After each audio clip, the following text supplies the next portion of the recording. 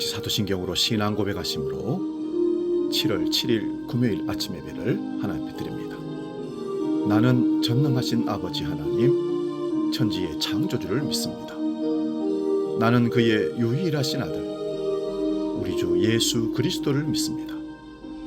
그는 성령으로 잉태되어 동정녀 마리아에게서 나시고 본디오 빌라도에게 고난을 받아 십자가에 못 박혀 죽으시고 장사된 지 사흘 만에 죽은 자 가운데서 다시 살아나셨으며 하늘에 오르시어 전능하신 아버지 하나님 우편에 앉아 계시다가 거기로부터 살아있는 자와 죽은 자를 심판하러 오십니다. 나는 성령을 믿으며 거룩한 공교회와 성도의 교제와 죄를 용서받는 것과 몸의 부활과 영생을 믿습니다. 아멘.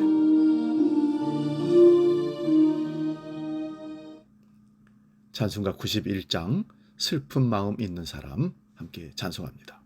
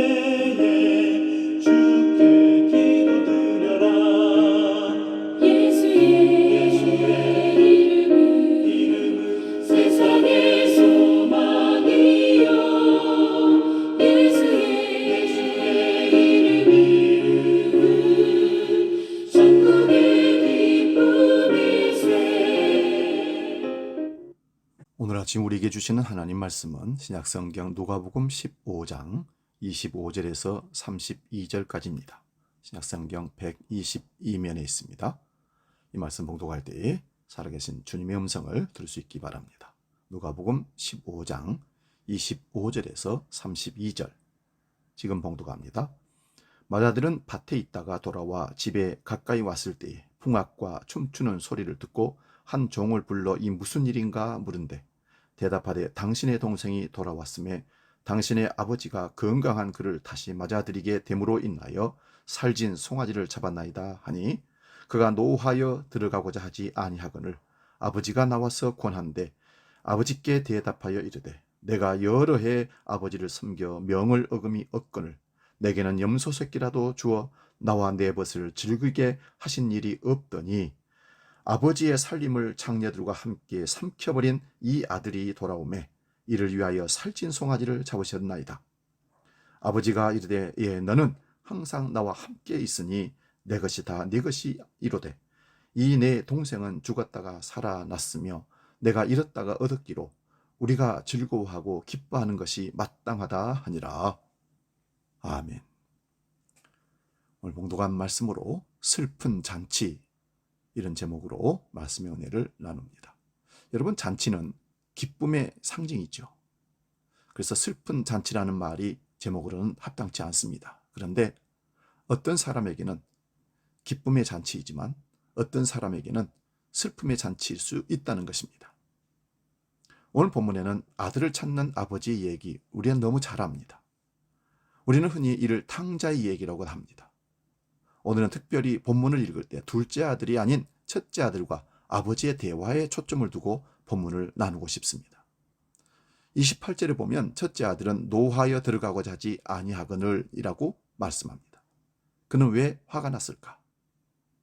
아버지께 불만을 토로합니다. 그 핵심은 나는 이렇게 했는데 아버지가 나한테 해준 것이 무엇이냐는 것입니다. 그러면서 아버지를 지적합니다.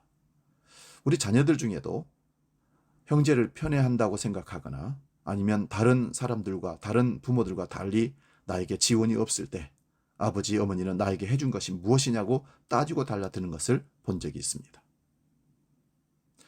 저리 못돼 먹은 아들에게 왜 송아지를 잡아주십니까? 그때 아버지는 말합니다. 너는 항상 나와 함께 있으니 내 것이 다 내 것이로되 이 동생은 죽었다가 살아났으며 내가 잃었다가 얻었기로 우리가 즐거워하고 기뻐하는 것이 마땅하지 아니하냐. 보통 신앙의 연륜이 어느 정도 쌓이게 되면 율법주의에 빠져 타인을 정죄하게 되고 형식주의에 매몰돼 참 기쁨이 없는 신앙생활을 하게 됩니다. 우리에게 방탕한 둘째 아들의 모습도 있지만 그와 동시에 아버지의 사랑을 이해하지 못하고 아버지 마음을 더 속상하게 하는 첫째 아들의 모습도 발견된다는 사실을 잊지 마시기 바랍니다. 오늘 본문에서는 첫째 아들의 슬픈 잔치를 보게 됩니다. 아버지의 사랑을 이해하지 못하고 자신의 율법주의와 공적주의에 빠진 첫째 아들의 슬픈 잔치입니다. 하나님을 믿고 교회를 나면서도 하나님의 사랑을 알지 못한다면 그것은 비극입니다. 아버지 집에서 아버지를 모시고 아버지 사랑을 받고 삶에도 불구하고 아버지 사랑을 이해하지 못하고 받은 것이 없다고 생각하는 첫째 아들의 이 편협된 잘못된 삶, 우리는 우리에게 있는지 없는지 살필 수 있기를 바랍니다. 진정한 사랑을 모르고 종교 생활을 하는 유대인들처럼 먼저 믿은 사람들처럼 이런 행동을 하고 있는 우리의 모습은 없습니까?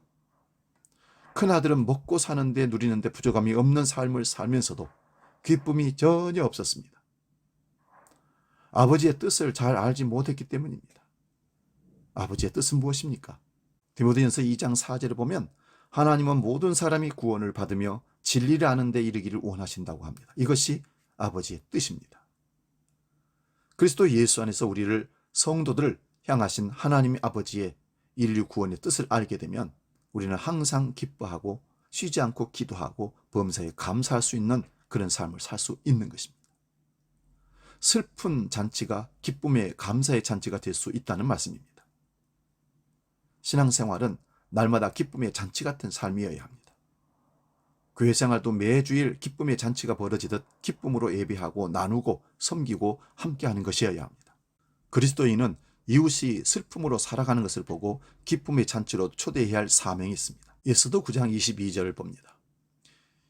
이날에 유대인들이 대적에게서 벗어나서 평안함을 얻어 슬픔이 변하여 기쁨이 되고 애통이 변하여 길한 날이 되었으니 이 두 날을 지켜 잔치를 베풀고 즐기며 서로 예물을 주며 가난한 자를 구제하라 하매. 우리를 구원하신 하나님의 은혜를 깨달았으면 기뻐할 수밖에 없습니다. 선물을 받고 슬퍼하는 사람은 정상적인 사람이 아니겠죠? 그러니 바울사도는 복음 전하다가 핍박을 받고 감옥에 갇혀서도 성도들에게 주 안에서 기뻐하라고 외쳤던 것입니다. 성도들은 하나님의 구원의 기쁨을 느낄 수 있어야 합니다. 그러므로 주 안에서 기뻐할 수 있다는 것입니다. 사랑하는 여러분, 항상 주 안에서 감사의 잔치를 누릴 수 있기를 바랍니다. 오늘 본문의 말씀을 정리합니다.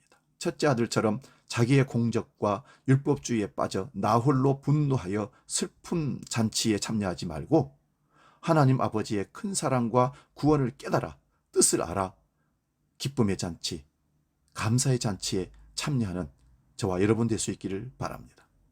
하나님의 사랑은 무조건적입니다. 누가 의로우냐 누가 불의하냐는 하나님의 기준에는 없습니다. 사실 모든 인간이 불의합니다. 그럼에도 불구하고 하나님은 우리를 부르시고 의롭게 하시고 영화롭게 하셨다고 로마서 8장 30절에 말씀합니다. 또 미리 정하신 그들을 또한 부르시고 부르신 그들을 또한 의롭게 하시고 의롭다 하신 그들을 또한 영화롭게 하셨느니라.